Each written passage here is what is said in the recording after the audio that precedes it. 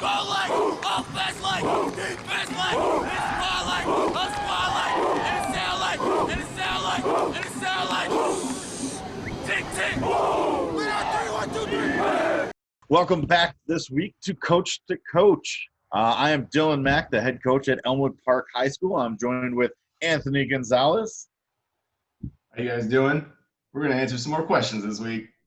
All right. Thanks, guys, for submitting your questions. Thanks, guys, for watching last week. There was a bunch of people that watched, which we were a little surprised. But, hey, I guess we got some good stuff to talk about. Maybe.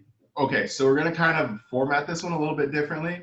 We're going to talk just straight questions on offense that we got submitted or we found posted, and then defensive questions, and then finally all like the miscellaneous stuff that people have asked, like program development, like tackling, stuff like that. So we're going to start with the offensive questions this week because those offensive guys always want to go first. What do you want to do? We want to receive. Oh, I let them kick. We picked a fur. All right, just thought. Yeah, all right. Yeah, that's I always receive. You always good. You Yeah. good. Question 1. What is the jet offense? What is it? Is it more than just jet sweep? From Coach Lessie? What state is that? Virginia? I think so. Okay. So let me Yeah. ask this question again because I think I'm confused. What is the jet offense? Is it more than just the jet sweep? Okay. You want to take this one? Yeah. As someone who actually ran the jet offense for a while, it definitely was more than just jet sweep. It's kind of everything that's based off jet action, right? Like, yeah, I don't think you could run your jet offense without having jet motion, but it's pretty much you're going to constantly have a guy in motion, and then off that jet motion, you're going to hit him with trap, counter. I've ran power off of it before, but no, it's not just jet sweep, and we have run jet sweep off. Sure. Well, so I got a question for you. When you guys say jet sweep, are you thinking like is it out of a spread formation? Are you under center with running backs in the backfield? I've done it out of both. Okay. Okay. Because when I've done it double tight under center, and I've done it, 5 wide. Mm-hmm. Okay. Because when I think jet sweep, I just think that's just a motion or a jet offense. Just a motion. Like you can have a jet motion pretty much in any offense, right? I mean, we have a jet motion. We have a play we call jet, and it's just, jet sweep. I'm not sure. I guess what my confusion is, like, are we talking about the fly offense? Because that thing, I love that thing. I don't know if a lot of people have heard of it. Have you ever played against it or like coached it? No, but I've seen like videos, and I've seen like the books and stuff when you go to clinics. Yeah, with Speckman, right? Yeah. Running backs coach, I think, at UC Davis right now, but he's a kind of a local legend because he like brought that offense to a local high school that we occasionally play. They don't run it anymore, but because he's not there. But yeah, like the jet offense, it's kind of like a wing T offense, but there's always a jet motion. Running backs are always crossing, and it's like, who the hell has the ball? Like that's how I remember playing it in high school. Like, what the shit is happening? So like it's a little crazy. So I would have to say, yeah, dude, like if you have incorporated jet into your offense, it has to be more than just jet sweep. Like you said, we have jet sweep, jet trap. We run belly off of jet. Like you've seen people just throw jet motion and then run back the way the jet came from just to see how the defense is going to rotate. So yeah, it has to be more than just jet. Yeah. No, totally agree. Okay. All right. So we got next question. We got, what are your top pass concepts versus 3-4 match quarters from Coach Barry out in Texas? You're definitely answering this one first because, I mean, pass concepts, what are those? Right? You have one. Yeah, we're going to waggle. Right. We're going to run waggle, and then if that doesn't work, we keep running the ball. Yeah, pretty much. Against match quarters, I guess it depends. To me, it depends on how good those corners are. If they're playing off a lot, then I'm going to hit them with quick hitches. I like some quick game out of that, just because then you kind of negate that because now you're almost in man. But I love mesh out of that. Like I think that was bro. I think McDonald put this one in. But mesh off that because if you're match quarters, you just have a bunch of guys that are deep. Well, I'm going to hit you underneath. But we got our all go. So the traditional air raid 6 call, that's decent against match quarters just because you're getting man on man at that point. Mm-hmm. So, do you have like specific, when you are calling plays, I mean, I'm sure you probably do, but do you have like just specific coverage beaters in your play sheet? You know, like, okay, they're running cover 4, I'm going to call this, or is it just something you kind of see and do? Not as much. Like it's different positions on the field because we only have, so we have 4 true drop back passes. We're going to run, well, I guess you could say 5, but we're going to run 2 versions of mesh. We're going to run our all go. We got wide cross, and then we got shallow, and that's it. So we're going to run those pretty much no matter what. Mm-hmm. So, and then we got only, truthfully, we're going to run 3 quick games, and it's going to just be kind of, we're going to match up with who's our best receiver versus their weaker defender.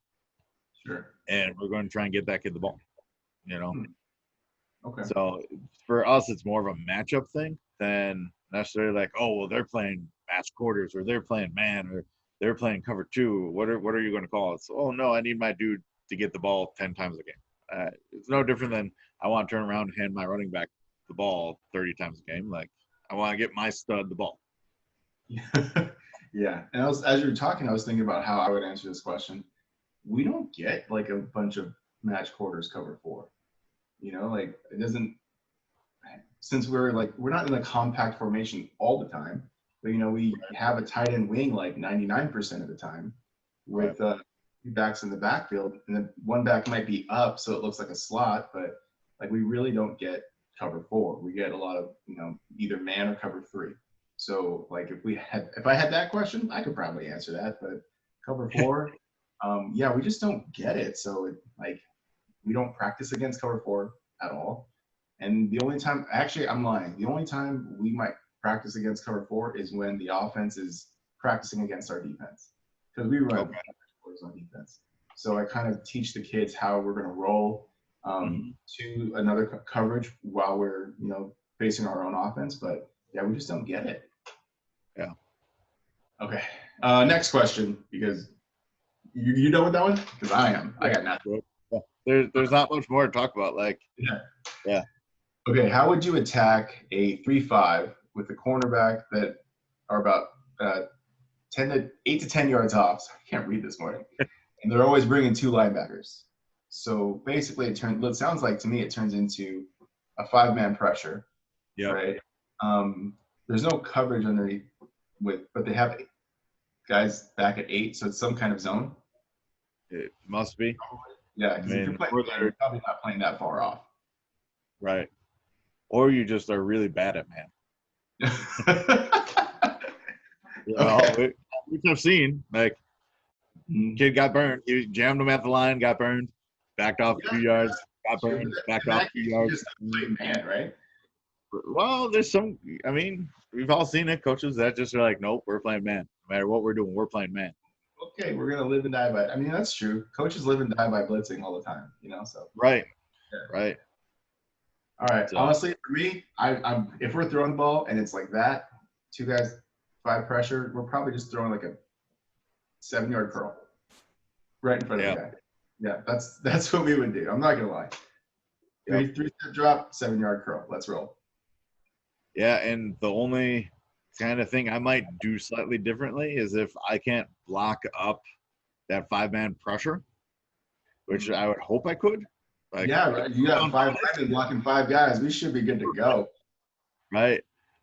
If I couldn't do that, then I'd throw kind of quick hitches, you know, 3 steps off, turn, catch the ball. You know, that would be about it. Kind of that gift route. Speaking of like, you know, maybe you couldn't block it. what instances do you think, like, because you said they're always bringing two linebackers, right? So there's probably some kind of crossing because they're not going to just straight come every single time, right? I would imagine if you're a defensive coach, you're not going to just blitz, your gap every single time and they're always bringing two. There's going to be some kind of gap exchange with somebody. So, Right. like, how do your linemen adjust to that? So for us, we take an inside out step. So we're going to close through our inside gap, and then we're going to fan to the outside. And we're worried about whoever comes to our inside is the most dangerous person to us. And then we can be late to the outside. Okay. And So would you say it's like more of a vertical pass set? Yeah. Yeah. Okay. I mean, yes and no. It's not a true vertical pass set because we're not trying to get as deep because I'm not as worried about them kind of losing that ground as much as just making sure no one takes their inside. Because I'd rather have my running back chip somebody on the out going out than try to, man someone up the middle.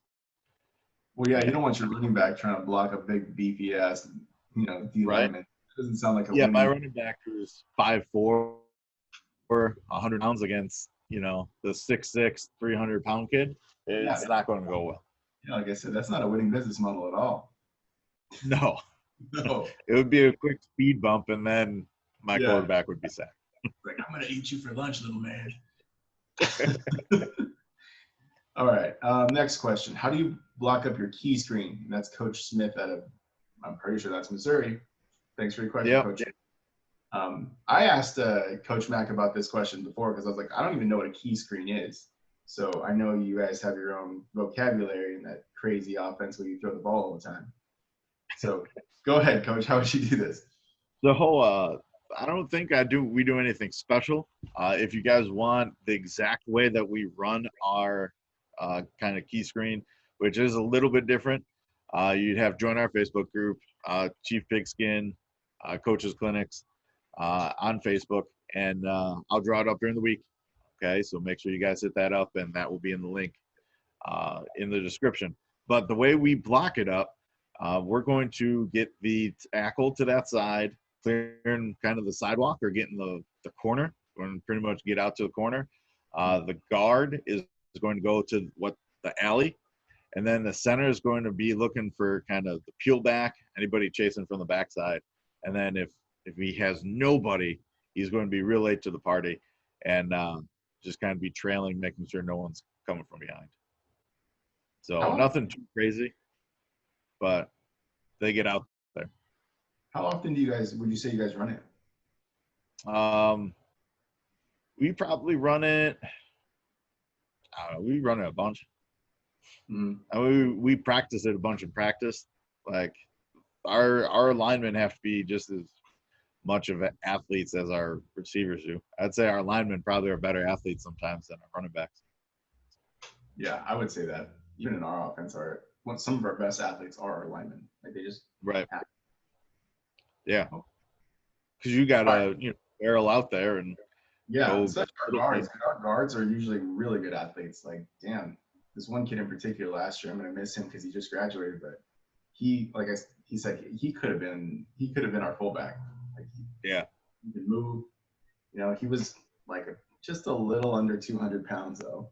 And he's like, I'm playing guard under 200. I'm like, yeah, you are. And he's like, all right, coach, I like hitting guys that don't know I'm coming. I'm like, all right, cool. There you go. Look at this trap block. Bam. All right, let's go to the next one. How much are you asking the quarterback to know about the defense? I've seen something where the quarterback is looking to almost the whole field and all 11 defenders.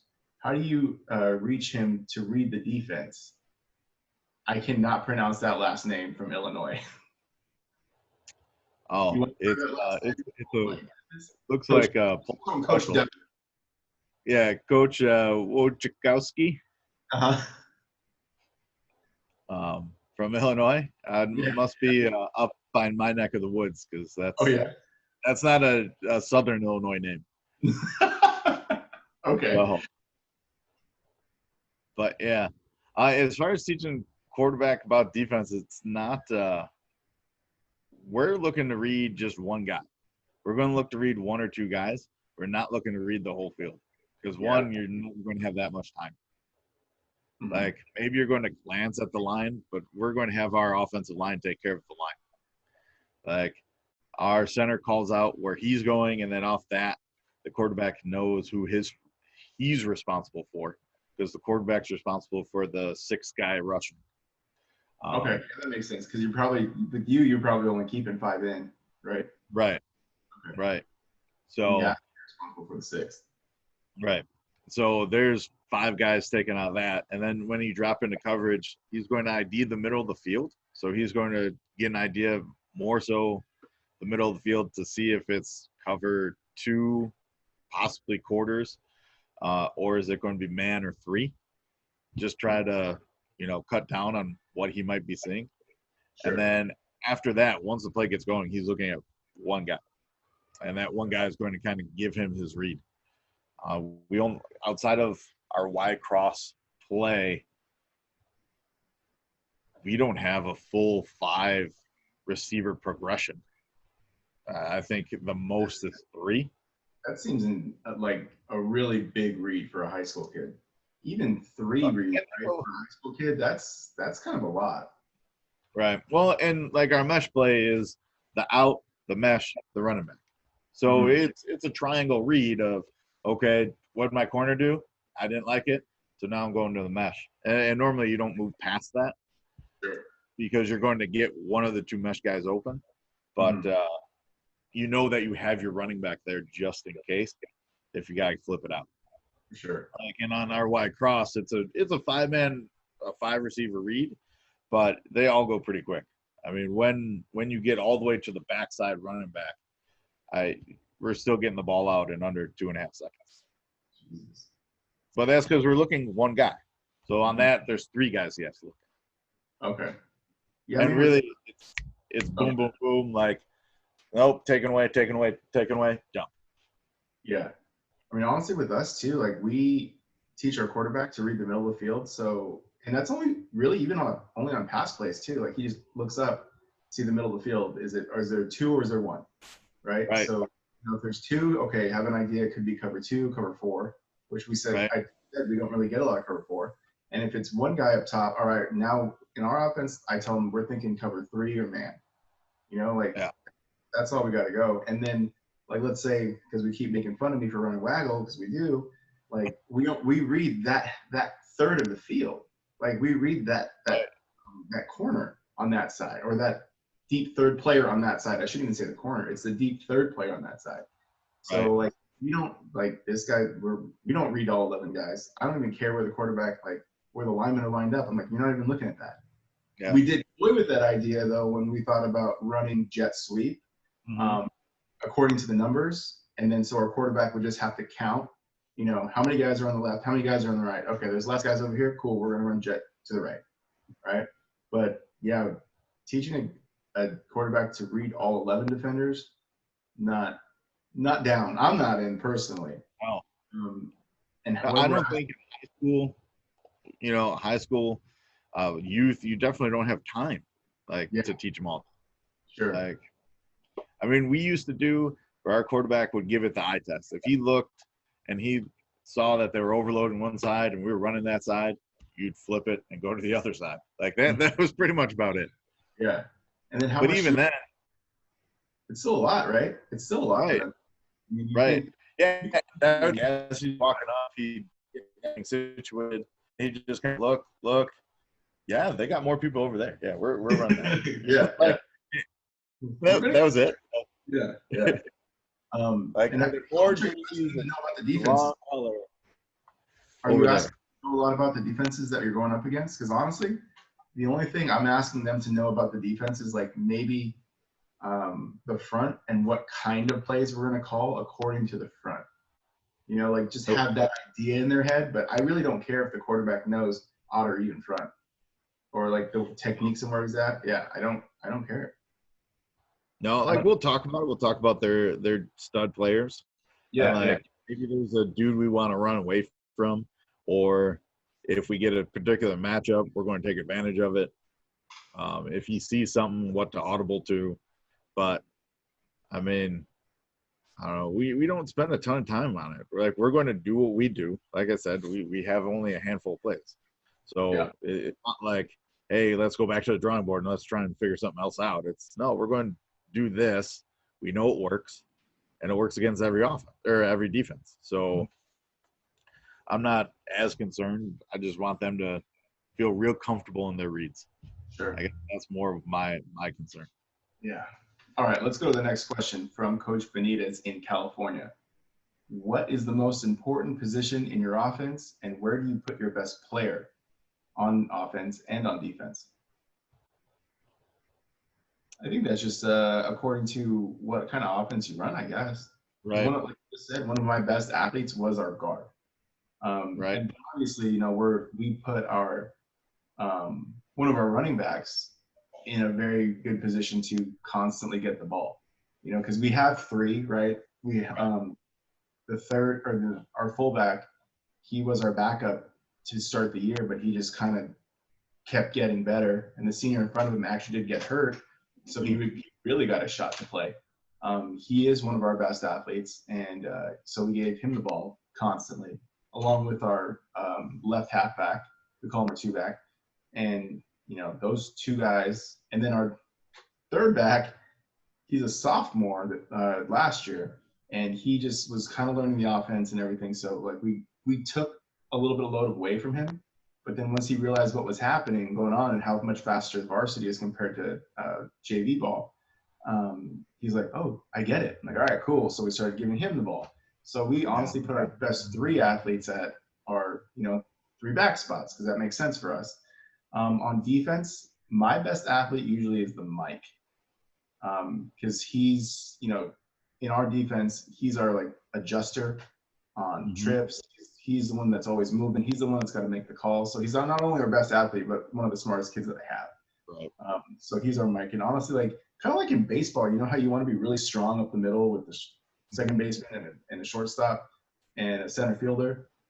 So that's how I kind of just think about it as well. It's just like I got to make sure the middle's strong. Obviously, I'm trying to make the outsides as strong as I possibly can as well. But like, I think the middle's just got to be there. So I usually put our best athlete somewhere in the middle too. Yeah, no, I agree with you. Like even in kind of the pass heavy offense we run, like it depends on the kid's skill set. Like if he can't throw it all, I'm not going to put him at quarterback, but maybe instead of putting him like I'm probably not going to put my best athlete at running back. Like I would say that I'll probably put him at slot or wideout, and he'll be my wide receiver. That everything's based around because he's going to get the ball the most. If he can throw, then yeah, I'm going to put him at quarterback, and we'll probably do a little bit more read zone and stuff like that. But I had a kid that he was a lefty that really couldn't throw, but he was the best athlete we had. So we tried putting him at quarterback, and it was awful because they just packed the box and they're like, we get it. We saw him throw. He can't throw more than 6 yards. Good luck. Oh man. There was like 30 people in the box. I was like, that's not right? Wait a minute. But yeah, so it really depends on their skill set. I had a couple of coaches that were like, well, if you have a stud running back, they gotta stay at running back. And I'm like, I don't really see that. Like you look at a guy like Christian McCaffrey, if I'm a heavy offense, kind of like Johnson, pass heavy offense with their skill set, I don't need them taking the ball up the middle maybe only 8 to 10 times a game. I want to get it in their hands, closer to 20, right? Sure. So I'm going to put them at the position that's going to possibly get them the most touches. Yeah, I think that's probably the best thing to do, no matter what offense you're running, right? Whoever the best athlete is, get them the ball as often as you can possibly get it. Right. Who's going to make your plays? Those athletic kids, like play breaks down. Yep. That kid has a shot still, Right. Yeah. Speaking of that, I'm still trying to get one of these basketball players to play. I'm like, bro, if you play, I swear to God, we'll throw the ball more. I really want you to play. I'm not even kidding, man. This kid is nuts. but he's getting a bunch of basketball offers. I don't know. I don't know if he's gonna come, but he's really And good. that's a tough one, right? Like, because you don't want him to come, and then heaven forbid something happen, and then you're like, Yeah, like, what was your choice? yeah, dude. I really want him to succeed, and he's gonna get a basketball Right. scholarship somewhere. But I Right. selfishly, I want him on our team. Like, let's Right. be frank. He's really good. All right.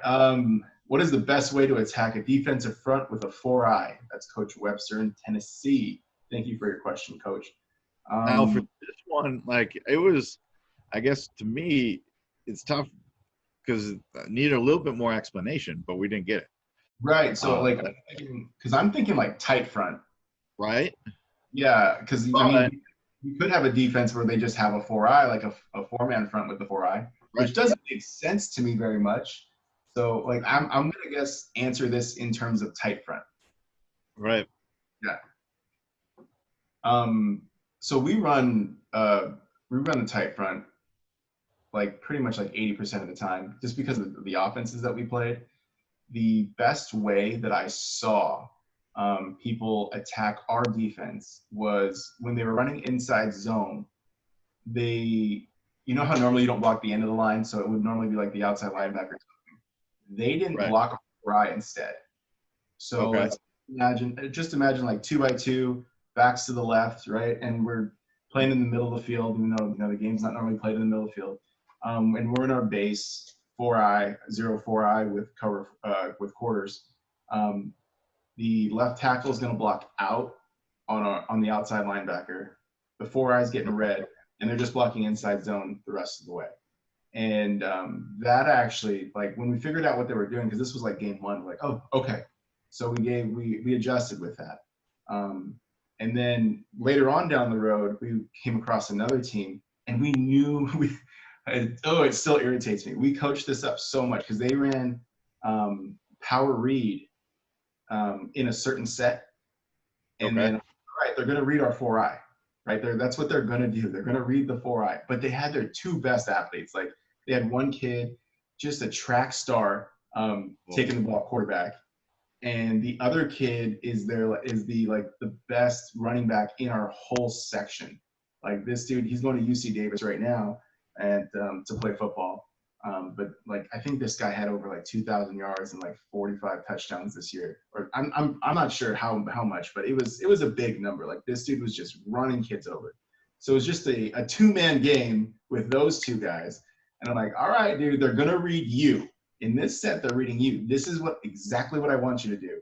And they ran that play. He freaked out, and he went with the wrong read. The track star kid got the ball, and he and just dipped on us and made our free safety look like a toddler trying to chase a grown-ass man. And I was like, oh, God. But after that, like I was like, okay, we saw it in practice. You just saw it now. You good? And they're like, yeah, we did that in practice a lot. And I was like, yes, we did. But, I mean, yeah, that's how the best way people have attacked our defense, especially if they're running, some type of spread or 3-by-1. They read our 4-eyes.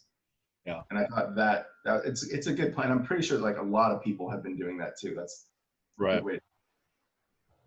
How would you do it? I mean, we didn't get last year a lot of 4-eyes. We didn't get a lot of odd fronts. But I guess if it was an odd front 4-eye, we'd do something similar. And if we were to run inside zone, and probably if we were going to run true inside zone, not read it, we'd have a nice easy double team on that, right? I mean, because you could double the 4-eye with the guard and the tackle, and you could double the nose with the guard and the center, and then you could just base out with the backside tackle. And like, yeah, you could. And just do kind of a slow climb, and that's one of the things I got from Ron Plants up at Lake Zurich is his big thing is to not climb necessarily right away.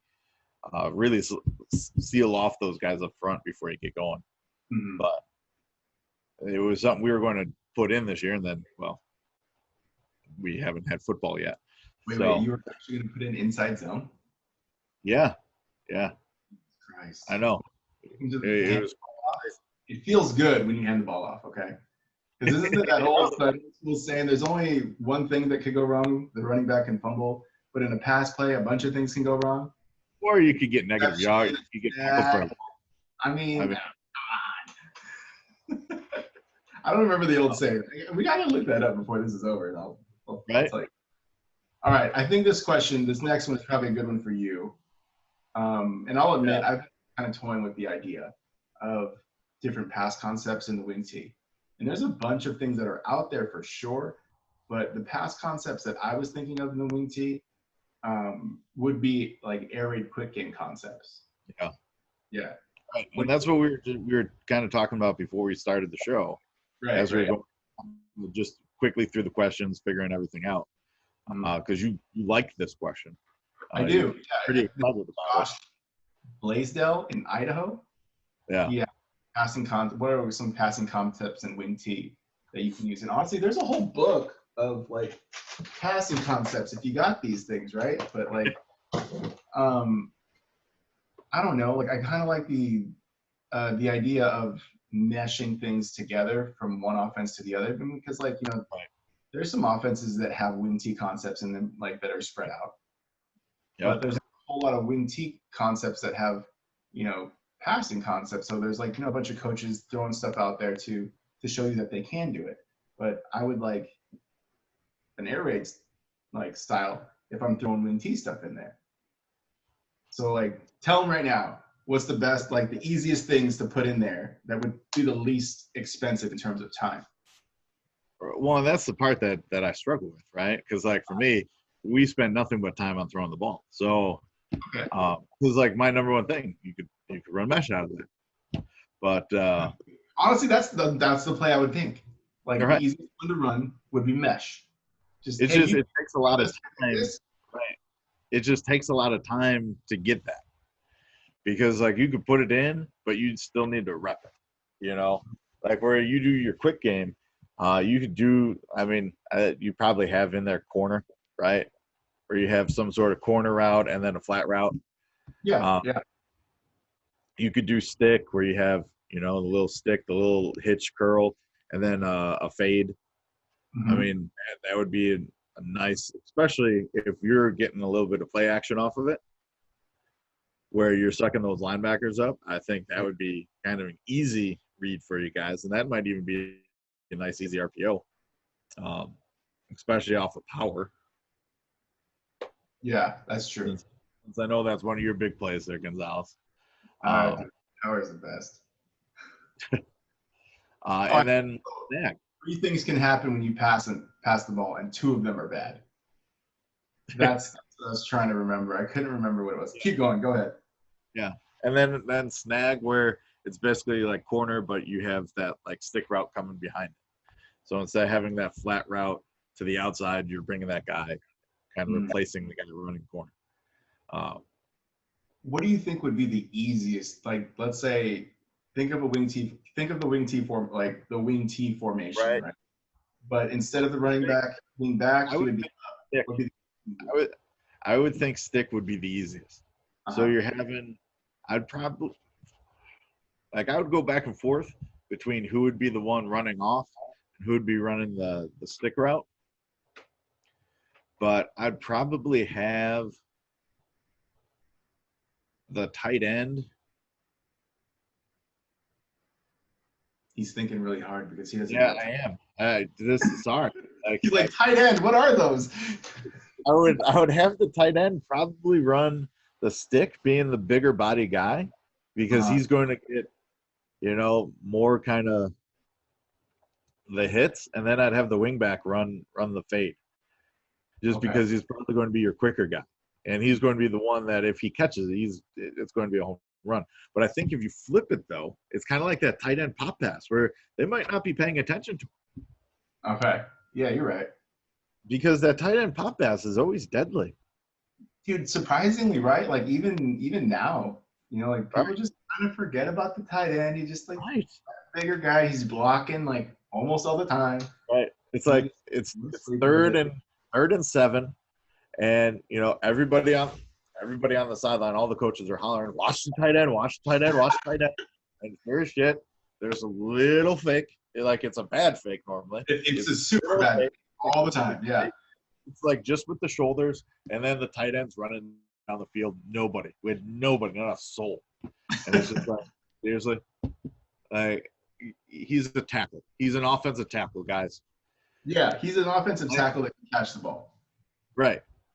He's 6'5", 300 pounds. He's rolling down the field. Like, how did you miss him? You see, like that tight end, I think it was Baylor, had that big old fat. And he wasn't even fat, dude. He's just huge. No, he's just huge. Yeah, you know what I'm talking about, right? Like, that guy was gigantic. Yeah. Dude, yeah. But so, yeah, that would, my tight end this year, he wasn't 300 pounds. He was like 180. He should have been playing receiver in any other offense. You know, like he had kind of skinnier build, but he was a tough little son of a gun that could block. So, like, bro, you're playing tight end now. All right. Yeah, that'd be my air raid to wing T 2 cents. Okay. I like it. I like it a lot. So those are the offensive questions that we picked up, and we're going to drop down to – we only got 3 defensive questions to answer. I'm pretty sure McDonald's over here trolling us, but it's cool. I mean, McDonald, we love to hate you, so it's fine. Right. So Coach McDonald over there, Providence High School in Indiana. How do you stop mesh? And I'm pretty sure the beginning of the question was, how do you stop Coach Mack's mesh, before we kind of looked at all these questions? How would you stop their mesh? COVID stops it. Yeah. That's about McDonald. You're a defensive coordinator. You have to play yourself. How are you stopping mesh? You're beating up on those mesh routes. I mean, you're coming down hard. You're going to make contact, and you're going to say, we're going to take a pass interference call or two. And we're going to live with that because those guys aren't going to cross the middle much. I mean, so do you guys, I'm assuming you guys have the same type of rules. Like, do you guys have the rule where it's not pass interference until the ball's in the air? Yeah. Right? Same thing across the United States, right? And I honestly would say, like, that would be one of the things that we would do a lot. And there's a clip of my linebacker doing that to a kid who just, the ball wasn't in the air, but he knew he wasn't getting the ball. So he kind of slipped his route. My linebacker just went, bam! And I'm like, oh my God. And like, he was pumped about it. I'm like, bro, he wasn't even looking. He's like, but coach, you said that we could knock him down. I'm like, yeah, you're right. I did say that. You can. And I mean, don't get me wrong. I like the kid. He's super physical, but like what you said, we would probably be super physical across the line with it. But I would also like try to see how often you run it. You know, like what percentage of the time, what down and distance you're trying to run mesh the most of the time, and then make the call accordingly. I know there's a lot of people out there that will I don't even know if this is true. Why am I saying there's a lot of people? But what I would do too is kind of run some type of like rat with our coverage. So like we get like an in, right? Because you have 2 guys crossing over the middle. Whenever you get an in call, you would drop off, but your eyes go back across the field to see what else is coming. And if you're running mesh that often, obviously I would have to coach like, all right, now my eyes are over here. I see that guy coming back at me. And that's how I would probably handle the crossing, which might still be messed up because, you know, you got the other 2 wide receivers doing probably a post or some fade with it. Right. And that would be the thing is you got to look. So like for us, we didn't really throw the mesh route that often. We threw it to the out route because we were running 10 and out. Out routes. Oh, that's right. You did say out routes. Yeah, I did. We're running 10 and outs. So our quarterbacks, if we get a zone turn of any kind, or if we got just off coverage. So if you're playing man, but you're giving them, you know, you're not pressing him up. I'm not even really waiting. I'm going to throw it almost kind of like a curl. So out of that break, that ball's on him. So we might not even ever get to the mesh. So that's kind of another thing I would have to check out is, are they getting to the mesh? Sure. Because if I'm beating up those mesh routes, but they're throwing that out route every time, well, what do I do to stop that out route? Right. Okay. That makes total sense. You know, total sense. So I don't even know if we answered your question, McDonald, but we don't care because we're going to move on to the next question. And I hope you're enjoying your football season. You guys are being successful. I will say that though. Yeah, no. Looks But, like they're having a good time. Down in nah, the, dude, he's over here like, you know, that group text that we have, just like, oh, you guys have a season? And right. give him the virtual finger. No, you know what we're doing. We're sitting on our asses doing this. Right. All right. Next one. Do you guys find the Oklahoma style drills to be useful? And that's Coach Montero in Illinois. No, I don't. Agreed. Yeah. There's so much more things to do, but we do. I stole this from a coach. I can't remember who it is. We do have a drill, and I call it Millennial Oklahoma drill. And basically, From Georgia. I think so. Yeah. Yeah, we're just practicing like the now screens and the bubble screens outside, right? And honestly, my kids love that drill because it's something they see all the time. You know what I mean? And like,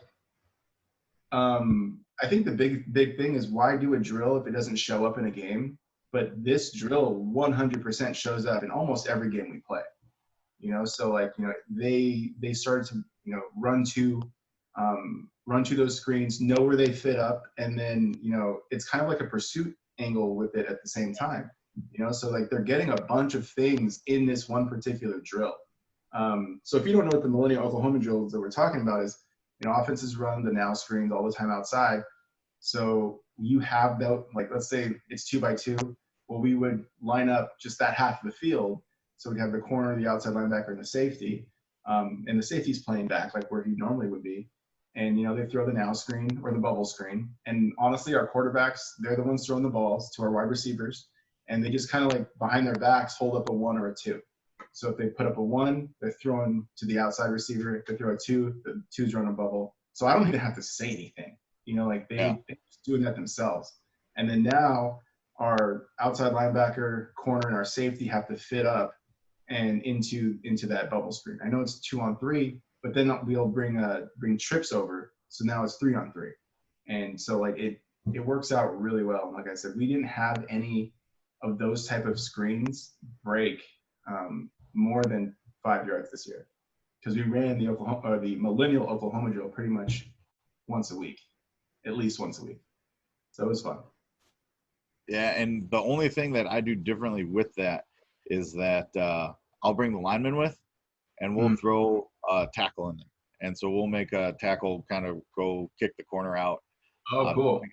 Or the safety, depending on what we're running, if it's a bubble screen or if it's an out screen. Just because, like, right? Because it's a key screen. Yeah, that's smart. Like, because that's what you guys do on offense, right? And I'm sure you guys have to defend it. So, like, you're throwing in one drill, and it's really cohesive for both units. I mean, that makes total sense, and that's what a lot of people need to start doing. Is, you know, your scheme, what shows up in game film, you know, make drills to that. Makes your life easier. What are your favorite plays to attack a 3-4 defense? Did we do this one? Yeah, we did. Oh, yeah. Favorite plays. This one should have been in the offensive one, but all right. But my bad. I don't know. I think I edited it messed up. Favorite plays versus 3-4 match quarters. Unbelievable. So this one's from Randy Phillips in Arkansas. What are your favorite plays to attack a 3-4 defense? So we're going to go back a step. For me, with the wing T, honestly, we're probably what aren't we gonna run? Hey, yeah, the whole front. Like, yeah. So like, if they're like, I don't know the specifics. Like, do they stem, or is the nose shaded to the strong side? Because that's one of the biggest things that a lot of people, I think, they're starting to know. And I don't. It's not a secret. So I'm not gonna, like, you know, I'm not gonna tell you. But that weak or that strong side A gap, if the nose is like slanting into that gap against the wing T, it makes running sweep hard. You know, like it's hard because, you know, That's you have the huh? I missed you. Uh-oh. Did we get cut off?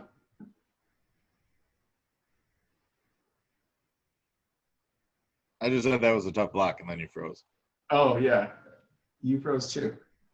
Oh shit.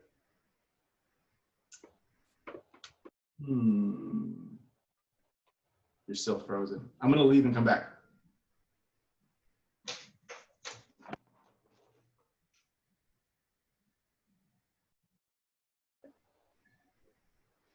So yeah, you're right that that nose guard in the strong side A gap is a super hard block for the guy, especially in sweep.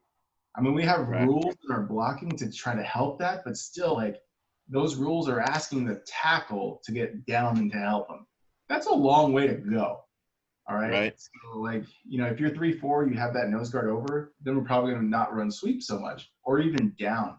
Like, down kind of gets taken away that way because that strong side guard is still pulling. But out of the 3-4, we really like to run belly. And we might block it two different ways. We have a fan call. So, like, if we have a 5 and like a 7 out there, our guard will just call fan, and then we'll just block out with our 2 quick side guys, and then get up through the B gap with the running back, and then hand the ball to the fullback. Or, like Coach Mack already said, he knows I really like power. We'll run the crap out of power, and that's an easy like down block from the tight end to the backside linebacker. Fullback kicks out the in man, and then our our quick guard, comes and loops and walls the play side linebacker. And like, yeah, it just depends on where that nose guard is and what they're doing with it. That's basically how we would determine what we're running against a particular 3-4. All right. Do you guys ever have the center pull on sweep? So we've been kind of playing with that idea. I think last week I talked about how on offense I really liked a certain coach in Georgia. Man, now I can't even remember his name, and it's embarrassing because I like always look up his stuff. Can't remember anybody's name today. Jeez, and I had coffee. I was ready to go. But he has their wing T offense. They have tags in it, so like the guards aren't always pulling. It could be tackles actually pulling, and I think there's a tag where he has the center pull in sweep, but I'm not 100% sure if he actually has them do that. But he does have game clips for sure of like guard, like the play side guard and the backside tackle pulling instead, or vice versa. So it's cool. It's like, wow, this system's kind of neat. I know he learned from Herschel Moore. That is in my mind. I can see his face right now too. Like I know his hit. He went from Tennessee to Georgia, been coaching forever. I'll think of his name in the middle of the next question. I know I will. Excellent. All right, so we're pretty much done with the offense-defensive questions. Right. Now just any other stuff that we've been asked. So this one's from Coach McDougall in New England. What are the most important traits for you guys to hire? What are the most important traits for guys you hire to have? Whoa, that was weird. Okay. All right, I get it. You want to go first? Sure. I guess they have to seem pretty genuine. That would be kind of one of the big things. And then they have to be kind of teachers. I guess that would be my other thing. Like, having guys that come in that aren't able to necessarily explain things well. Like, I know on here, like, sometimes it sounds like I don't know how to explain stuff. But the kids, easy, right? Yeah. Right. But I would say that would be kind of those two things. And those are the questions I'm going to ask during the interview process. Is like stuff to try and get them to get away from who it seems kind of like they are, or at least get a feel for who they are. And are they answering it in that same kind of manner every time? And then kind of get them to explain how they're going to teach something to one of the athletes. And if they're just rattling stuff, that doesn't, to me, that's kind of a big red flag of like, you don't really know what you're doing. It's just you might have you probably have a lot of books, like a lot of books. You watch a lot of clinics, and which is awesome, but that's not necessarily that you know how to get that information across to somebody. Right. I mean, you're 100% right, because it doesn't matter what we know, right? It's how we can get this information to the kids and how we can get them to remember and learn it. So I think, I would have to agree with you. One of the things that I definitely look for is his like attitude and like his like, I guess I would say charisma, because you want the kids to like gravitate towards the guys. You know what I mean? Like if the guy is just kind of like kind of cold and it's like that's the attitude he's going to bring to practice, then that's not the guy you want, because those high school kids, they think that we're like the definition and encyclopedia of football, and if we don't have answers for them, then like obviously we need to know our football, but if they don't like you either, then you're fighting a whole nother battle. Because if they don't like you, they're not going to even listen to anything you have to say. So like you got to have kind of a guy that can like get kids' attention and have them gravitate towards them. And then like you said too, like being a teacher, and it doesn't, you don't have to be a teacher on campus. It's nice if you are, because you understand how to lay things out in a learning process. But sometimes that's just natural for some people.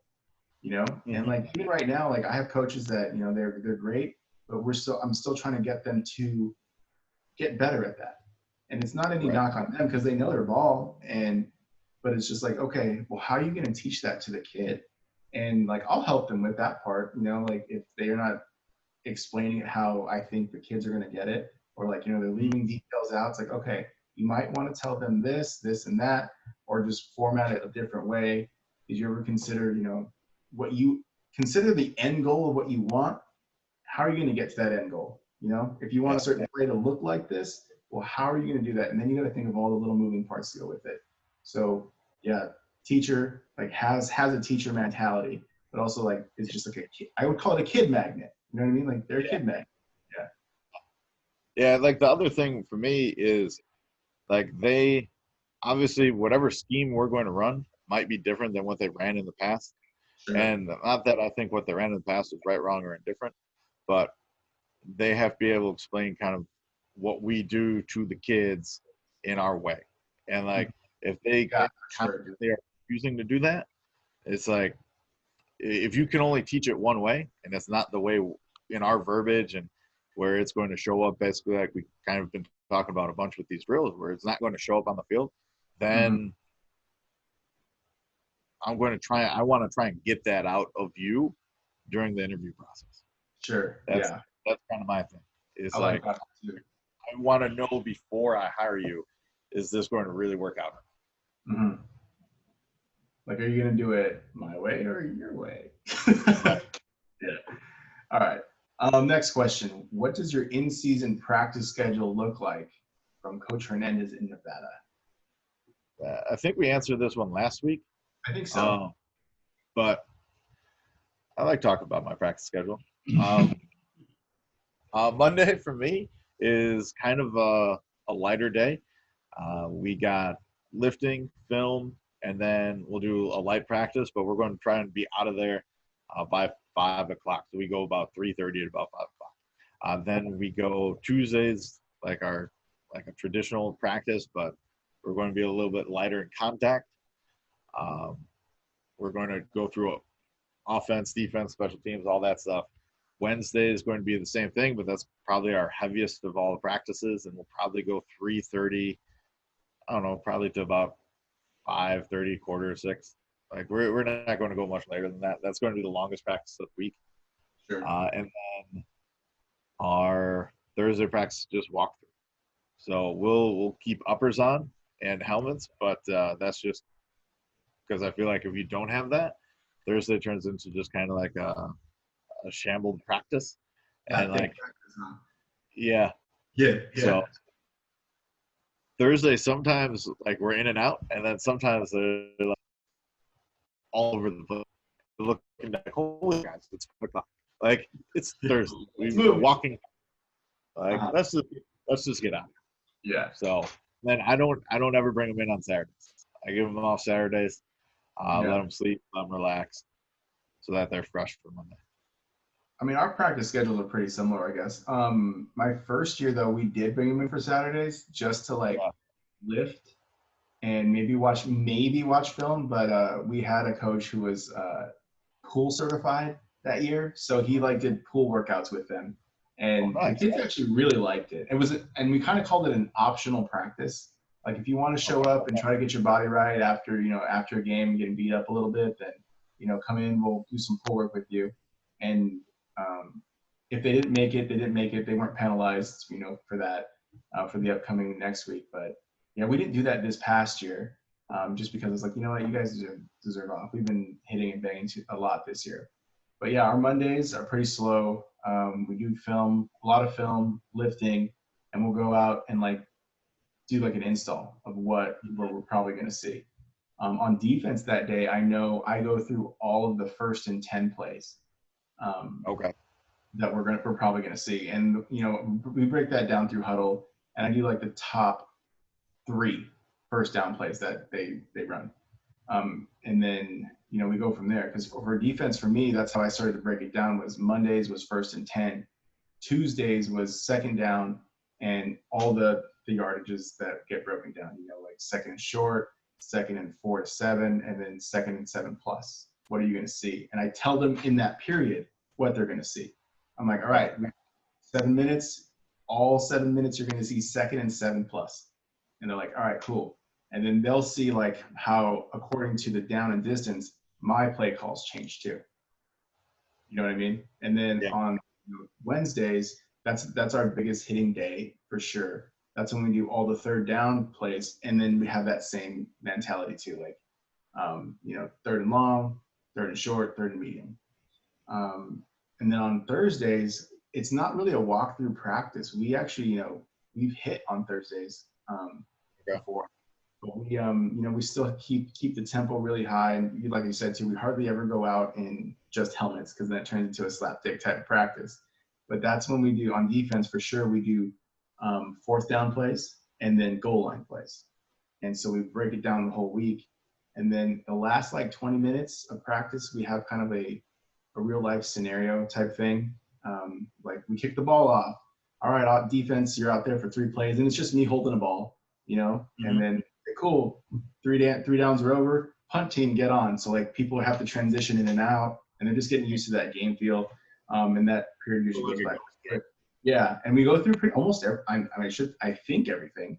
Like you know, special teams comes on and off the field. We practice what happens if you know we get a safety or if they get a safety. At the end, we end with like the hands team and you know kneeling. You know what I mean? So like we have every scenario built in to that 20 minutes. So they just have that idea of okay, we're going to do this, and then since we're kneeling in the 4th quarter, in the end of the 2nd half, that's when we do our 2-minute drill on offense for sure. Like we do a 2-minute drill on offense every day, but like in that you know game sim period, like they're doing their 2-minute drill. There's no question about it. They know. And honestly, like speaking of that 2-minute drill, like my first year for sure, we had a scenario built exactly like how we built it in practice with the 2-minute drill, right? And so my senior wide receiver, he's this goofy ass kid, and he just likes to have fun and play. But he looks over at me, he's like, "Coach, we about to do that 2-minute shit, aren't we?" And I'm like, "Yeah, yes, we are." And he's like, "Oh hell yeah, I love 2-minute." And like it was great because like they had that pressure and that scenario on them in practice, and because they had that pressure and scenario on them in practice, when it was Friday night, they were comfortable with it. They knew exactly how we were going to do things, and like okay, like yeah. So I mean, we build practice, like I always say, build practice towards what they're going to see on Friday. All right, next one. For us, real quick, just offensively, like Monday, Tuesday, Wednesday, like we just run through our install. Like I said before, we install 3 days, and we'll just flip back through it, and we'll throw kind of the defense that we're going to see that week or what we might see that week. But we also kind of practice against what we won't see because we might see it, you know? Yeah. So, I mean, I don't know. For us, things don't really change so much week to week. It's pretty, I don't know. What we do week 1 is what we're going to do week 9. Yeah, I mean, you've got to have that like same pattern and structure, right? Like yeah. They start to expect it. Like when they expect what's coming at practice, you know, there's a flow to it now. And then they're able to transition back and forth to and from things quickly because they know what's happening on Monday, what's happening on Tuesday, what's happening on Wednesday, what's happening on Thursday. You know? So like, yeah, if you are able to structure your practice, like you said, from week 1 and all the way to week 10 for us, you know, it just goes by quicker. And you save those extra minutes that you always need to practice, you know? Absolutely. All right. Let's see. Do you do tackling drills during the season? How effective do you think it is? And that's Coach Blackman in New York. I think we tackled this one last week too. Yeah. right? got this one as well. Yeah. But Go ahead. all right, yeah, no, we do tackling drills during the season. I think it's really effective. Like I feel like any week that we didn't do it, or we didn't do it um, Monday, Tuesday, and Wednesday, I felt like we kind of sucked at tackling on Friday. Mhm. But this year, I got Atavius to kind of do their online clinic stuff. I bought that, and I was super excited to install that stuff. Time out. And How is that? Because I've been thinking about it. Like I'm not on it the is good. fence. I want to do it, but like I just haven't contacted them. Yeah, no, it's good. Um, like I know McDonald used to get the analytics, and like that stuff looks even awesome, like even crazier. Yeah. Like the piece I think would be really cool, especially since they also structure your tackling plan for the week Mm-hmm. based on how you tackled the week prior. So like that would be pretty cool. But they set you up even with just kind of their base stuff. They set you up with a like 2 week tackling progression Okay. and building up from minimal contact to full out tackle, and then also how to kind of assess your tackle. So I was Okay. really stoked to put that in, and then this all happened. But Yeah. I think that's what's stopping me from contacting them is just right, I'm not gonna get to use it right now. Like, can I wait? You know what I mean? Because right, it sucks because I really wanted to do it and I've heard really good things about it. I did a clinic with Coach Mason Hughes and he was talking about Atavis the whole time. yeah, McDonald's been putting it up. I hear it from Coach Bass in his podcast. And I'm like, dude, I really got to check this out. And I've gone onto their website, but I haven't called anyone or emailed anybody. So maybe I yeah. should. It is top notch. I mean, the videos are great. They're super easy to understand. Like they give you printouts that are super easy to understand. I think I printed them all out. Yeah, here it is. So kind of our tackling manual. Oh, Jesus Christ. Okay, look at you. Yeah, guys, I'm bored. This is why we're doing this. You even have a spiral bound? Let me see that. Yeah. Oh Yeah. my God. Look at that guy. See, that's how, he's right. That's how bored we are. Gee, that's awesome. But yeah, so I printed out all their PDFs, put them in a binder so that then kind of walk them out to the field. But no, it is top notch. It's well worth. I think I don't know. It wasn't that much like price wise. I want to say it was $80, but like they've been running a bunch of specials because of everything going on. Okay. So Maybe I like should manage that. Is it $80 per coach or like is there like it was $80 per coach, but I think if you reach out to them, they'll give you like a team deal.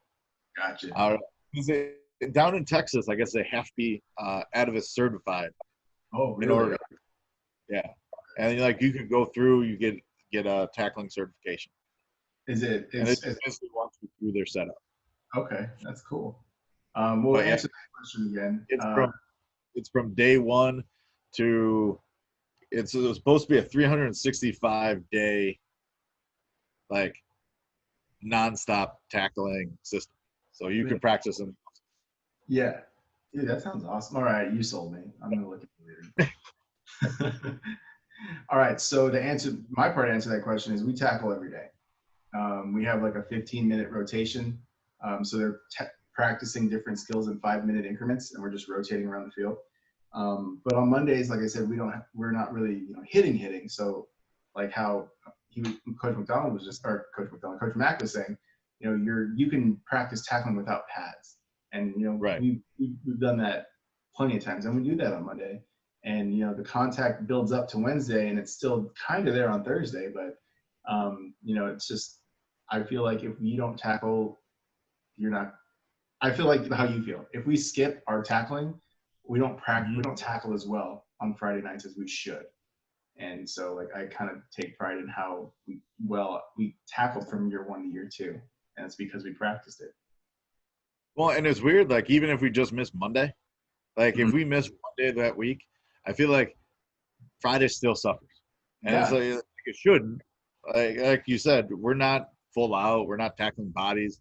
We're going to tackle a wheel. We'll tackle a dummy. Right. Maybe do some sort of competition where they're really going to get 2 tackles. They're going to do some some moves. They'll dip and rip and they'll club and rip, but they're going to tackle a dummy and we're just going to get through and it'll be all 5 minutes. But just that 5 minutes on Monday, if we don't do it, it's exponentially worse on Friday. Yeah, I agree. Okay, next question. Coach Lee from Arkansas. What is an inexpensive way to record games and practices? So I think we all know Huddle is super expensive, and Right. I'm pretty sure they're barely cutting any type of like leniency with if your season's on or not. You know what I mean? Like you're Right. still paying the full price, even if you don't have a season. And like maybe they give you like 25% off if your season doesn't happen, but like 25% off of $2,000 is kind of a big deal. You know, Right. you're Well, still. and I thought they were going to float it to the following year. I thought that's what my rep was telling me. So like, if you I don't, didn't remember. So what did your rep tell you? I thought it was if you don't have a season this year, then they'll push it to the next year. So like, you're not So paying for something you don't use. okay. So like you can pay for this year, and if you don't use it, it's still good for the year after. Right. Okay, Right. so they did change it then. But that was pretty recently. Yeah, because there was a huge blow up on Twitter of how coaches were getting upset about what they were offering. Yeah. But I do know that I have talked to another company called Team Extreme and Quick Cuts. I did a Zoom session with them, and their subscriptions I think were only like $600 a year. Yeah, and it was crazy. I was like, wow, and you guys can compete with Huddle with this, and like they offer unlimited storage. Now I think the thing that Huddle has going for them is that that's what we're so used to. Mm-hmm. You know what I mean? Like, do you really want to spend more time learning a whole new platform? Granted, it's Right. very similar, but like, you still have to take the time to learn how to use it. And then the other part is too, like, since everyone has Huddle, especially in high school, like, Right. are you able to trade film with the guy that has Quick Cuts and, Team Extreme, Yeah. right? Like, that was a huge question and issue. I personally still don't know what we're gonna do because I haven't re-upped on the Huddle subscription. Yeah. But Neither. I did have an ag company because we're in an ag town. They did offer to pay for our Huddle subscription. I'm like, I don't know if I want to do that because this is so much cheaper, Right. and we can do it that way. But like they were very insistent. They want the kids to have Huddle because all the kids' stuff's on it, and I'm okay with that because they're the one offering to pay for it. But it's nuts. Like if anything, Coach Lee, I would look at Quick Cuts or Team Extreme to see if that's something you want to work with. Yeah. The other one that I've seen that I've had a little bit of interaction with is Tempo. Okay, I've never heard. Good. Mm-hmm. Like that's like all the air raid certification stuff now is through Tempo, and Okay. they've been pretty good. It's pretty easy to use, Mm-hmm. but again, it's tough to say. Well, everyone else that I'm going to compete with uses Huddle, and I'm Right. going to figure out how to upload theirs or send mine. And I don't know. Like, do you want to be that guy? Yeah, exactly. Yeah, are you gonna be that guy? Like I don't need to give them any A harder time to upload film and stuff, Yeah, because then yeah, I it's don't want at me. time. Yeah. And I don't want them to be like, yeah, these stupid people that giving this crap video, like Right. we're going to go kick your ass even more. And it's like, I don't need Exactly. Maybe another way to look at this question too is like equipment. You know what I mean? Like right. cameras. Yeah. So like for me, I use my phone a lot at practice. My AD probably doesn't like that I have my phone out as much as I do, but I have a camera on me right here. Like this is what we record most of our Chief Pickton stuff on. Right. Like it's a great camera. So why would I not use a really good camera when I have 7 coaches that have one, right? Like during their indie drills, like the one thing I was going to invest in this year were more tripods for their phones so they could set it up and just record their indie. Interesting. Okay. Yeah, honestly, like I use my phone at practice all the time too. I record with my phone. It's the camera quality on the phone is probably better than some of the cheap cameras you can buy at like Best Buy or something. And then you're like, you have it here or on a tripod, on the sideline. But if my phone can get a better picture of it, then why not we just use that? I've also honestly used a GoPro on a selfie stick, Okay. and to get like a little mini, version right behind the offense. Um, and then it's not even me, it's the two injured kids. You know what I mean? Right. Like one of them is just holding the selfie stick up and they know how to, I teach them how to rotate their wrist. And then the other one honestly has my phone in their hand and like it's locked, but like, they press record, start and stop for my phone. And you can lock your phone screen so it only shows one thing. I don't know if people knew that, but they can't switch in and out of apps or see messages, but you can set your phone up that way. So he only has the GoPro app up, and the only thing they're hitting is start and stop, and that's it. And the picture from a GoPro is super awesome. It's nice, and you get that little mini aerial view. It's kind of like the Madden or NCAA view you get behind you in a video game. Right. So it's cool. Or like my brother, he actually has a drone and he coaches with me. So I'll ask him like, hey, bring out the drone.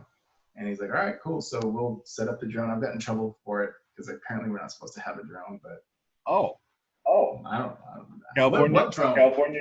What drone? I don't see a drone. Like that's just how I how I handle that one. And like, well, you didn't even ask. I was like, okay, but I'm more of that, what is that saying? I can see there's more sayings right now. Yeah, ask for forgiveness instead of permission, because they always, no, you can't do that. I was like, oh, but if I didn't know, then it's fine. Right. So yeah, I mean, there's a bunch of different ways, Coach Lee. Like your phone is probably one of the best cameras that you probably have. So use it. Yeah. No, totally agree. Okay, next one's about fundraising from Coach Morgan in Georgia. What are some of the outside of the box fundraisers that you have done that have been successful? We do that card thing. The card, you sell a card and they have like coupons and stuff. Everyone in the city picked that one up. This year, though, right now, actually, my kids are doing a fundraiser selling hand sanitizer. So I'll let you know, Coach Morgan, and tell you how successful that is. But honestly, the hand sanitizer that we're selling, it's awesome. It's has the required amount of ethanol alcohol that FDA approves, and you know how like when you buy that cheap stuff, it smells like bad tequila or bad vodka. Like if you had some of that stuff, and you all know, like this. Did I just drink this? Like it smells exactly like that, right? And then it leaves your hands. And it leaves your hands all dry and they're just gross, right? But this one that we have, it smells great and it kind of moisturizes your hands. And I'm like, okay, I'm not into this moisturizing thing, but I feel it and I like it. So we'll see how that one goes.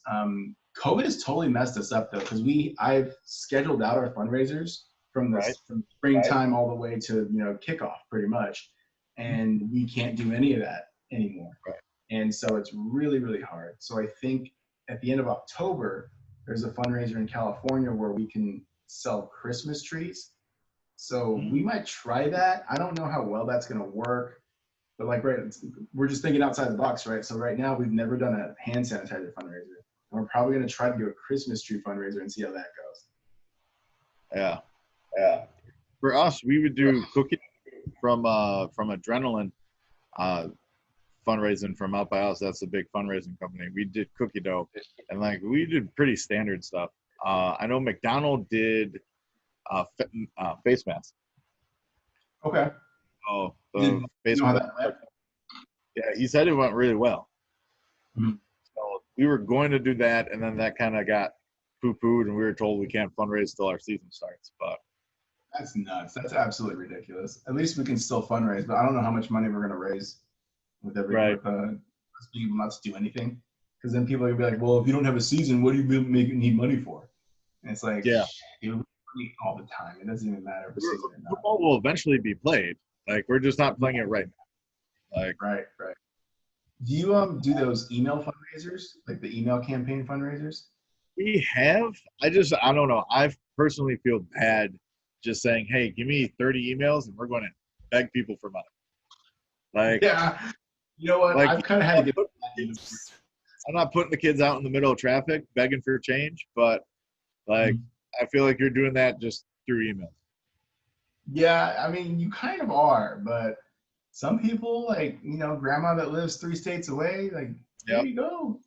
I mean, honestly, like, we've done pretty well with that. I think last year, I mean, obviously the company takes a cut of it, whatever company you decide to go with. But I think even after the cut, we raised like maybe close to $7,000. Oh, okay. So it was a good amount, and so we'll probably try to squeeze that one in here too sometime. But yeah, I mean, there's a bunch of things you can do, Coach Morgan, but you got to find what kind of fits your demographic too. What they're gonna do. Like we used to do a golf outing. Obviously, this year we couldn't, but Yeah. it depends on where you're at. Like if you're not in a golf community, I don't know the golf outing is necessarily a great one. And they also take a lot of time to put together. Yeah, but golf outings are a little bit more of something kind of. I don't know. Okay, we got 2 questions left, so let's just keep going.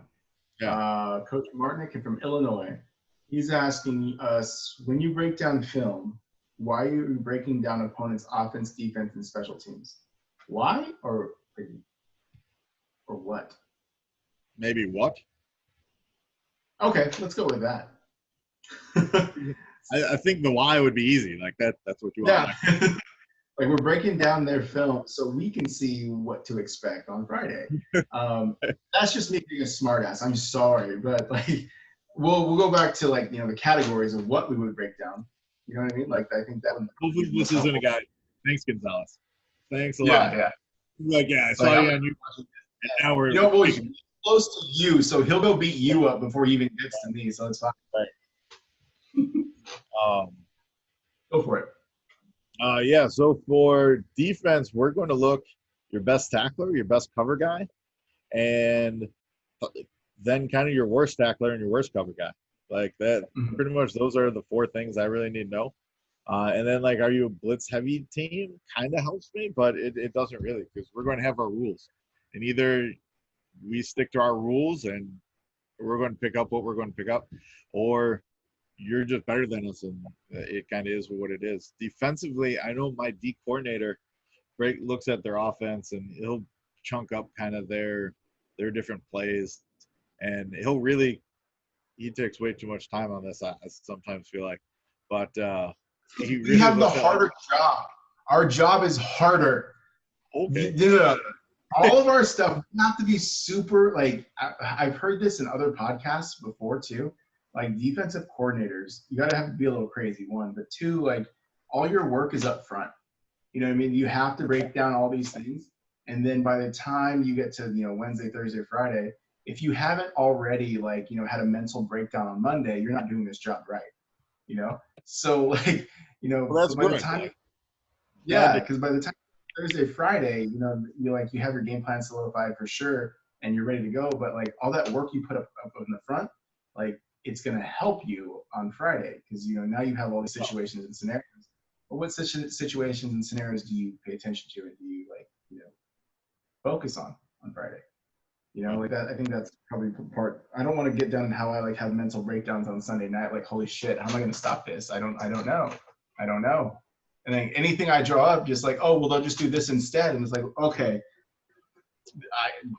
That's why I hate offensive coordinators, but it's fine. You guys, we need you. But we need you. That makes me feel better because I've had 3 offensive or defensive coordinators and they've all done the same thing, and I'm just like, guys, it's not that hard. Like it is hard. Dude, no. Game. Put 10 kids on stopping him, and then because the way I see it, if I was an offensive coordinator, I would look at a few things: the front, the coverage, and their blitzing, and what gaps they like to blitz. And that I would break it down like that, right? See, and for me, that's almost too much information, and that kind of goes back to our quarterback question. Like, what do you need to know? I don't need to know all that because if you're blitzing a lot, to me that doesn't make a difference if you're blitzing a lot or if you run a 5-man front or a 6-man front. So basically, you're admitting you don't have to watch the film and break it down as much as we do. That's what's happening. You're saying, you know what? I don't have to break anything down. I just see this. All right, cool. I know I'm running mesh, wide cross, and stick this week. We're good. Let's go to practice. It would be worse if I was a triple option team, like Garrett. I don't know where you break down film. You're running triple option. You run it left, you run it right. Like, but there's so much more to that. When you're running inside, or inside veer out. Come on, give him a little bit. All right. So for me, when I'm breaking down an opponent's offense, like I tried to spoil myself this year. I did not want to deal with the down and distance bullshit, so I got Huddle to do it. And I found out kind of the hard way too. It's not always accurate. So it's just like, oh man, like even pass stuff, it's like this is clearly a quarterback scramble, so it's a pass play, right? But no, it's a like that will mess up your percentages and stuff. But beyond that, like I'm looking at like formation, like where the back is set too, because when we play a spread pistol team, and that messes up, our calls a little bit because we don't know where they're setting the back to. But we have certain, calls where the back is left, right, or behind. And then we pay attention to definitely like the depth of the back. Because, according if they're parallel, if they're back, or if they're up, they're going to do a certain thing. But the way I call it too is like I kind of split up, especially if it's a pass heavy team, like what's the concept that they're running on the play side, but then I have to tag a backside route. So we can, and now I can tell my corner, okay, let's say it's trips, right? And they're running, a stick concept on the play side. But what is that backside? What are you expecting that backside guy to do? Is he running a post? Is he running a slant? Is he running a fade? Is it a curl? Like, is it a one-on-one matchup that we're going to win? Stuff like that. And then let me think. What else are we doing? Breaking that down. I usually go for like I'm the one that goes through the plays, and I'm the one that tags the play in the formation. I have another coach that I have do the backside stuff, but I still want that information. If I could pull up my Huddle account right now, I would tell you exactly because I haven't done it in a while, right? But I would tell you the fields that I have up. I think Mason Hughes, the guy I talked to about defense, in one of the interviews that I did, he had a really cool breakdown of what he did. And I think Cody Alexander has something about what are in his fields too, on his like Match Quarters website. And I'm not gonna lie, I stole from both of them because it was stuff, and it was stuff that it's really easy to add. And like I just feel like I need the information. The information I need, I use on Friday. But my play sheet, it has like my play sheet, but on the reverse side, it has the stuff that I feel like I need to know. But in the process, I hardly ever look at it because while I'm making it, it kind of internalizes. And I'm like, all right, 3rd and 2, I know they're going to, like, this is the look I'm going to get. And then even then, the guy in the box, I have him say, all right, he says down and distance before the next play. And then he like lists off the top 3 plays.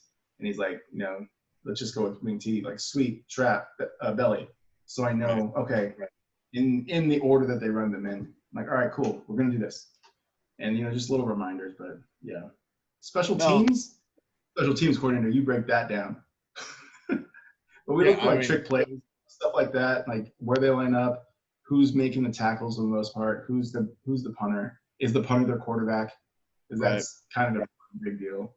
The onside kick, the onside kick. Sometimes you don't even have stuff on film.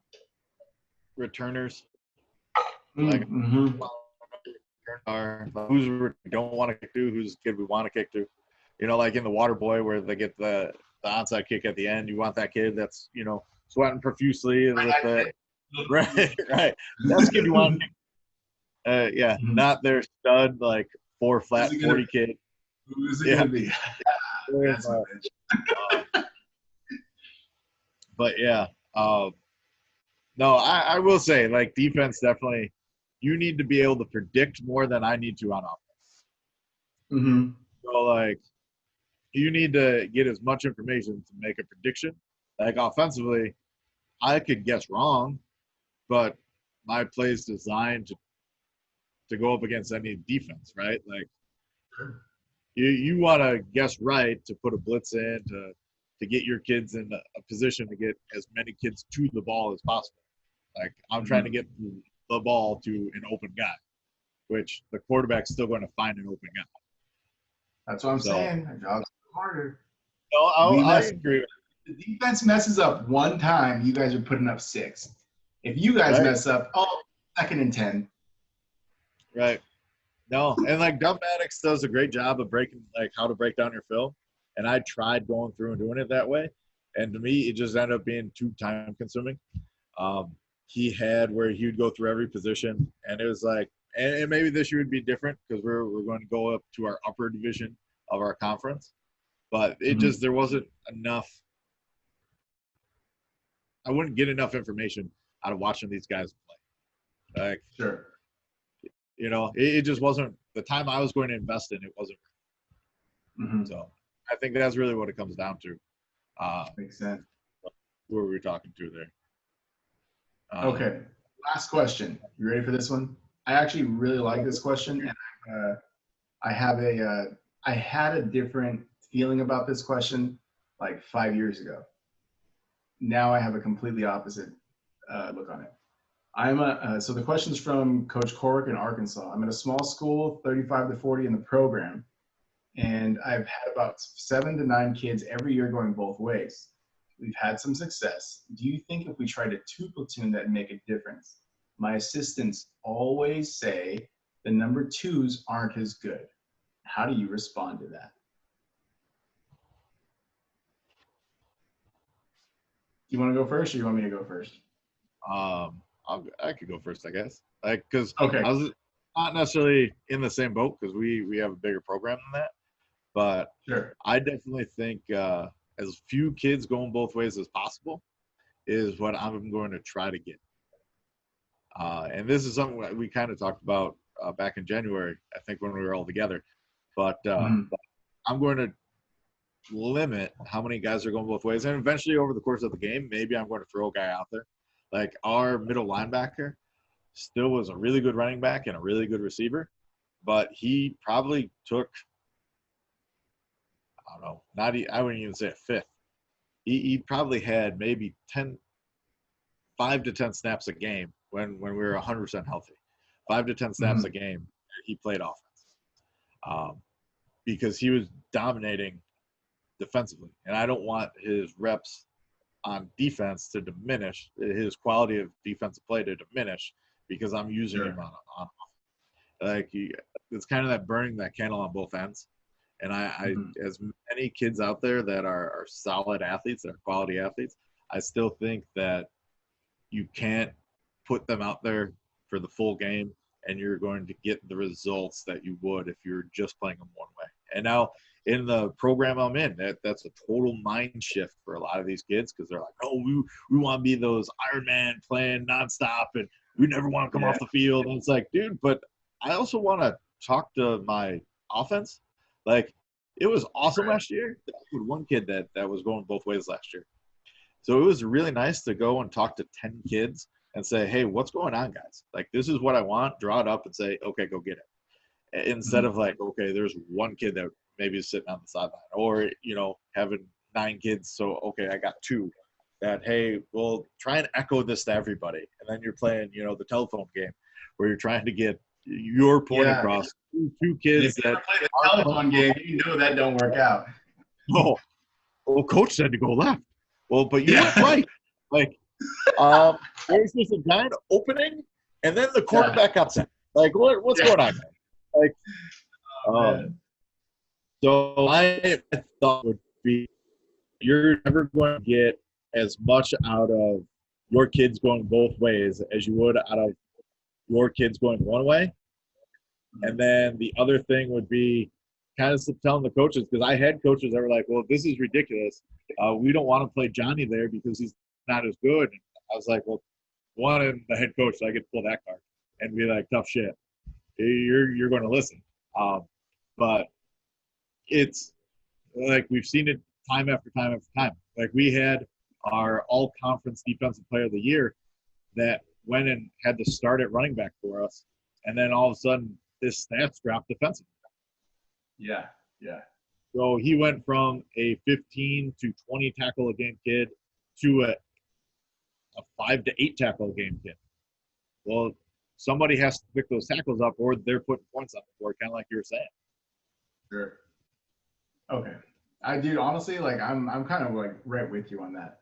Initially, like when I first started coaching, like I wanted the best 11 guys, whether they were on offense and defense. So if they played both ways, screw it. They played both ways. Like we're going to win games. But now, you know, like as I'm in charge of everything, you know, like you kind of see the toll it starts to take and the quality reps that they have on offense or defense and how bad it starts to get because they're tired.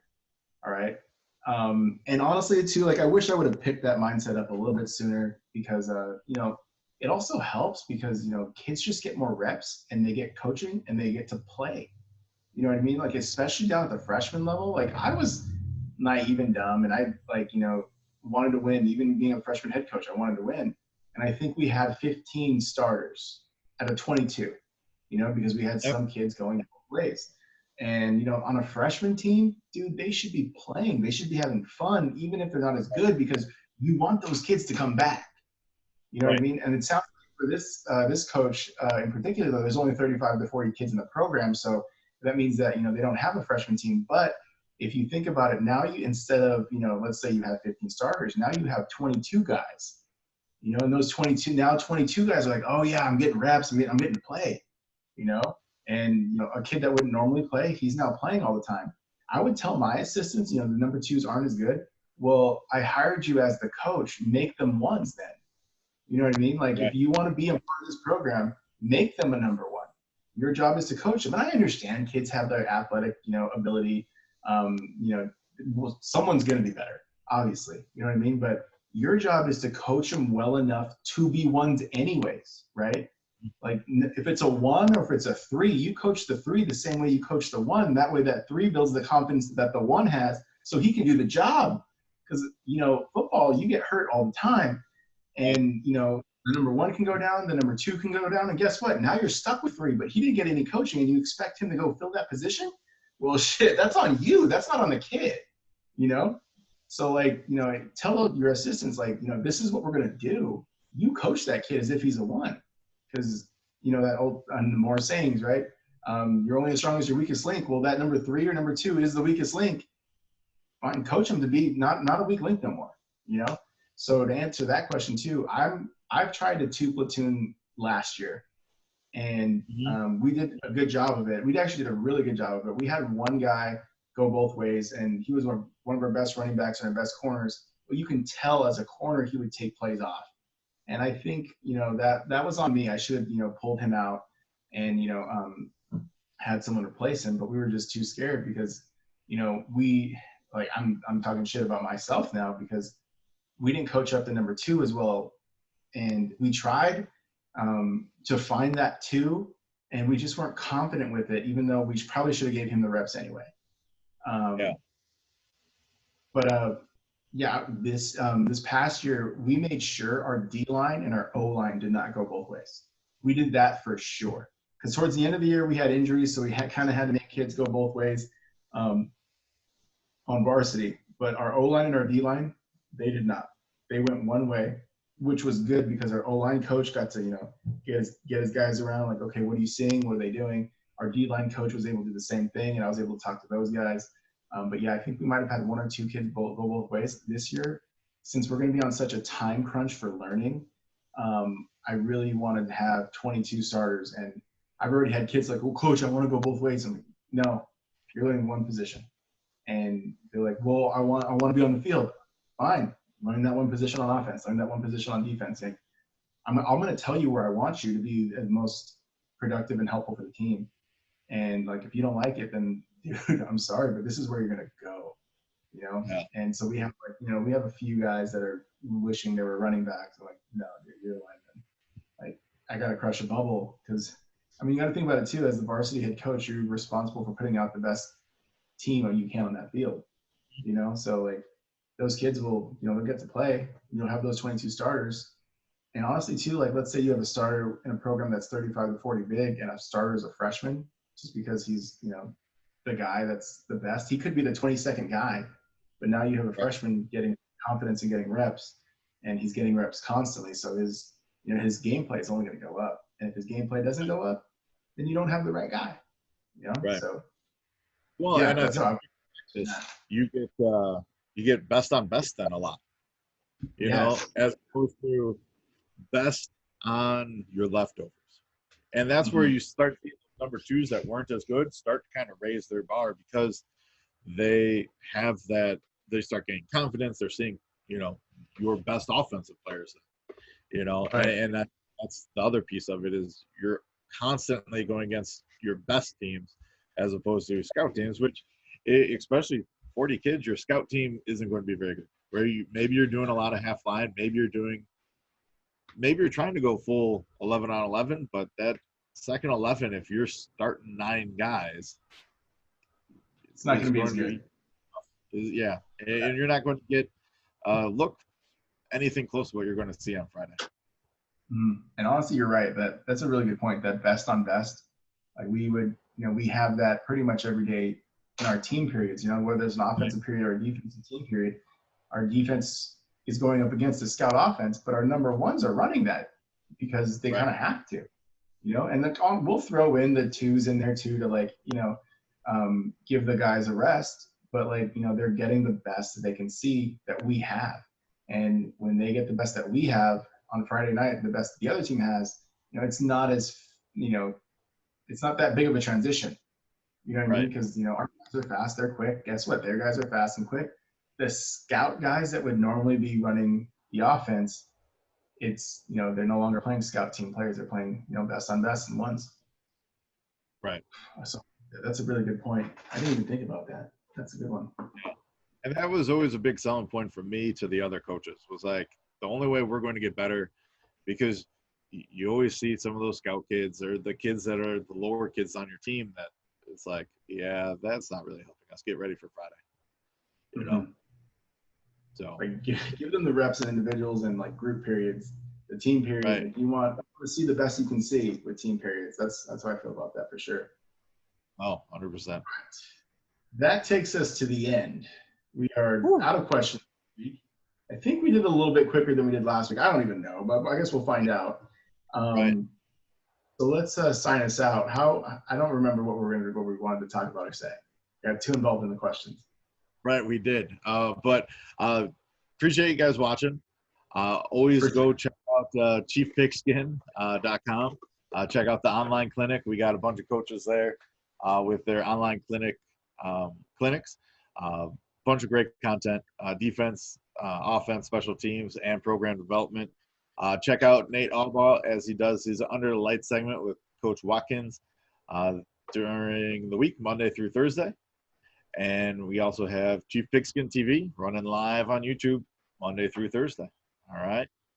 Yeah, if you don't know what Chief Pigskin TV is, it's kind of neat. We're taking all the clinics that we have on the website and we're showing them once so you guys can see what's there. It was a really good idea by Nate, and I've watched some, and it's cool to see just the quality stuff that's there on the clinic for sure. No, totally agree. Well, like Coach said, thank you guys for tuning in, and we will catch you again on Coach to Coach next week. Pay attention to the survey that we have out. We'll throw it out in all the Facebook groups and even on Twitter, and keep those questions rolling in because we enjoy answering them. See you guys next week.